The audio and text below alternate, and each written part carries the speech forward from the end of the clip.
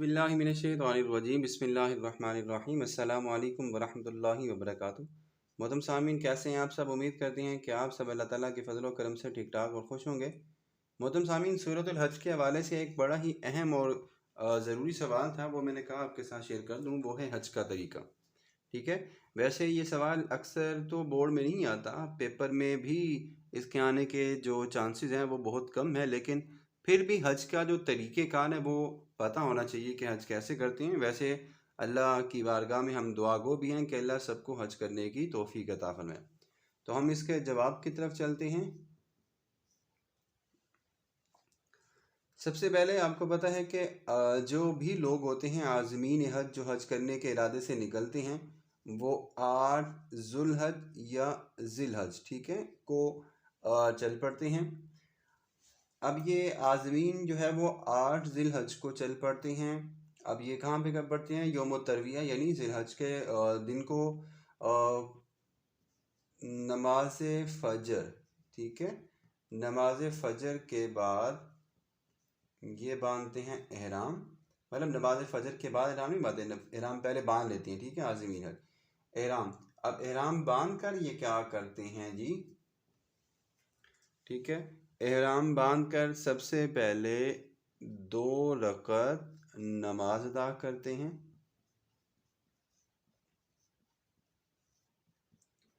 ठीक है, और हज की नीयत करते हैं। ठीक हो गया।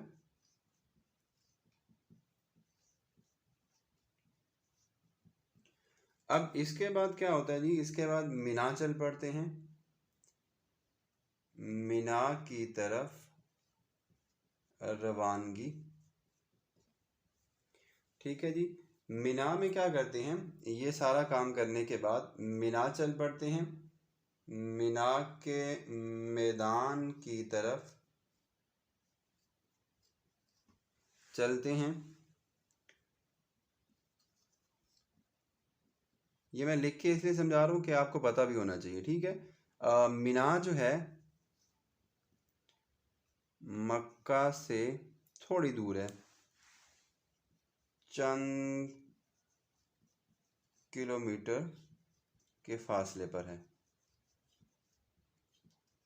ठीक है, यहाँ से हज की नीयत करने के बाद यहाँ पे मिना में आ गए। अब मिना में जाने के बाद फिर जो अहम बात है आपकी, वो है वकूफ़ अरफा। अब क्या होता है जी? अगले दिन नमाज फ़जर पढ़कर तमाम हाजी साहब जितने भी होते हैं, ठीक है, वो मैदान अरफात में जाते हैं। मैदान अरफात में जाते हैं। ठीक है, ये जो वकूफ़ अरफा है ना, ये हज का मरकज़ी रुकन वकूफ़ अरफा है। मतलब क्या है कि अरफात के मैदान में ठहरना लाजमी है। ठीक है, इसका मतलब क्या है? अरफात के मैदान में ठहरना भी लाजमी है। वहाँ इमाम साहब जो खुतबा देंगे ना हज का, वहाँ हज का खुतबा सुना जाता है। अब यहाँ पे होता क्या है? यहाँ पे ज़ोहर और असर की नमाज एक साथ इकट्ठी अदा की जाती है।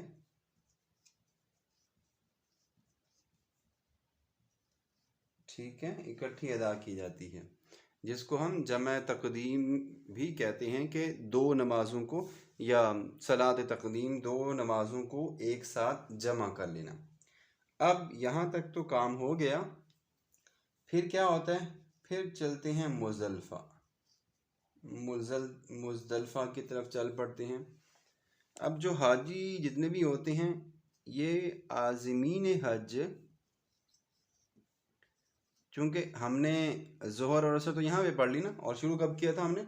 8 को। ज़ोहर असर यहाँ पे पढ़ ली, ये अगले दिन है। ये मतलब अगला दिन कौन सा बनता है आपका? 9। ये 9 बन गया आपका। उसके बाद अब हम ज़ोहर असर यहाँ पे हमारी हो गई। अब हम मगरिब में हैं। ठीक है, मगरिब जो है मगरिब का वक्त शुरू करते हुए या शुरू होते ही मगरिब की नमाज अदा नहीं करते, बल्कि सीधा मुज़दलिफ़ा चल पड़ते हैं। सीधा कहाँ चलते हैं? मुज़दलिफ़ा चल पड़ते हैं। यहाँ पे रात को पहुंचकर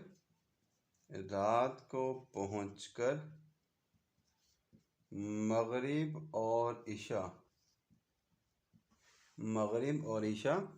एक साथ अदा करते हैं। मगरिब और इशा एक साथ अदा करते हैं।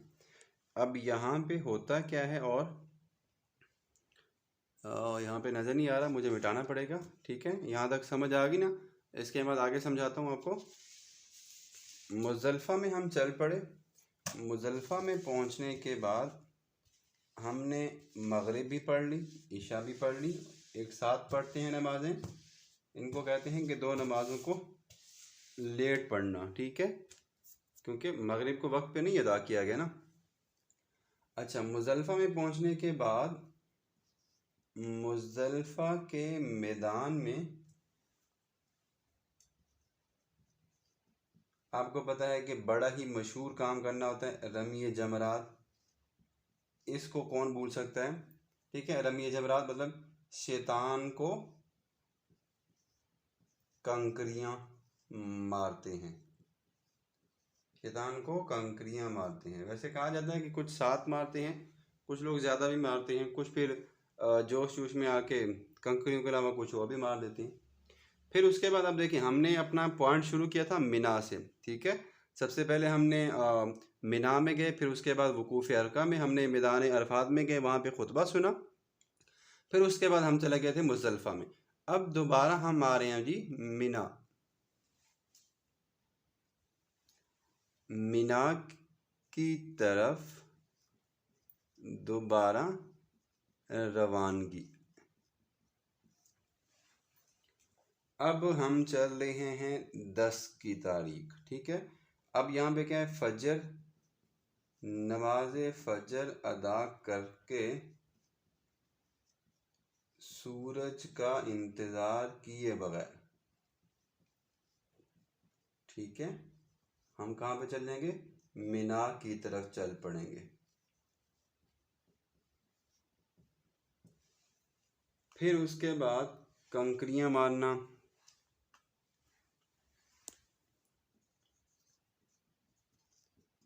कंकरियां मारना। अब ये बड़े बड़े मशहूर काम वो बता रहा हूँ आपको।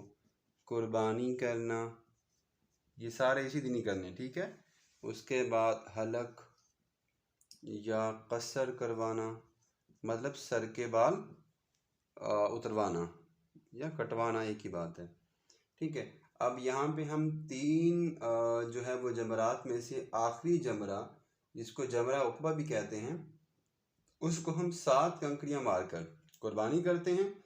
कुर्बानी करने के बाद ये हलक हो गया, सर के बाल मंडवाते हैं, सर के बाल कटवाते हैं, ये सही रहेगा। ठीक है, सर के बाल कटवाने के बाद फिर हम क्या करते हैं? बस हमारा काम अब ख़त्म होने वाला है। अब जो है वो एहराम उतार कर गुस्ल वगैरह कर लेना है। ठीक है, वैसे ये मर्ज़ी है, गुस्ल वगैरह करके अपना रोज़मर्रा का आम लिबास पहन सकते हैं।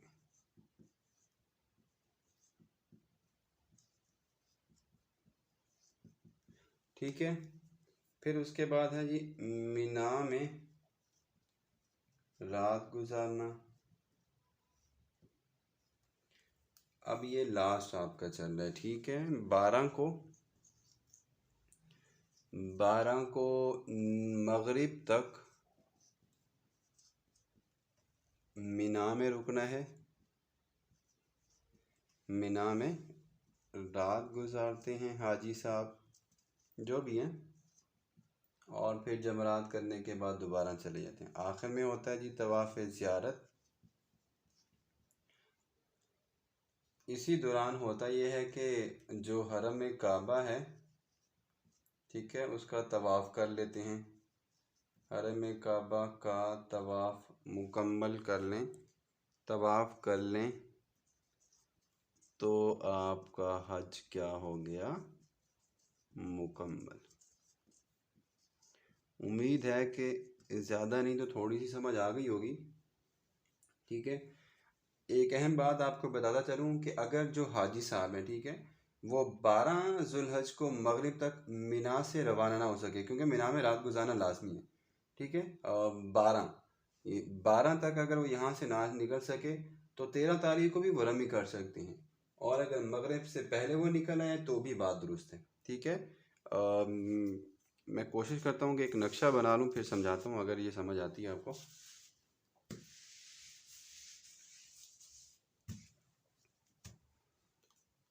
सबसे पहले हम यहाँ से शुरू करते हैं।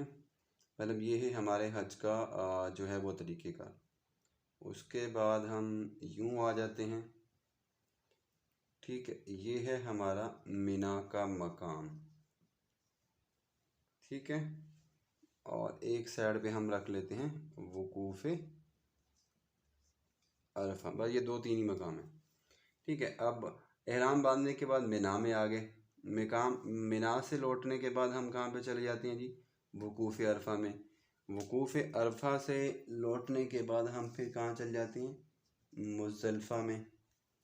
मुज़दलिफ़ा से होने के बाद फिर हम दोबारा कहाँ जाते हैं जी, मिना की तरफ, ठीक है।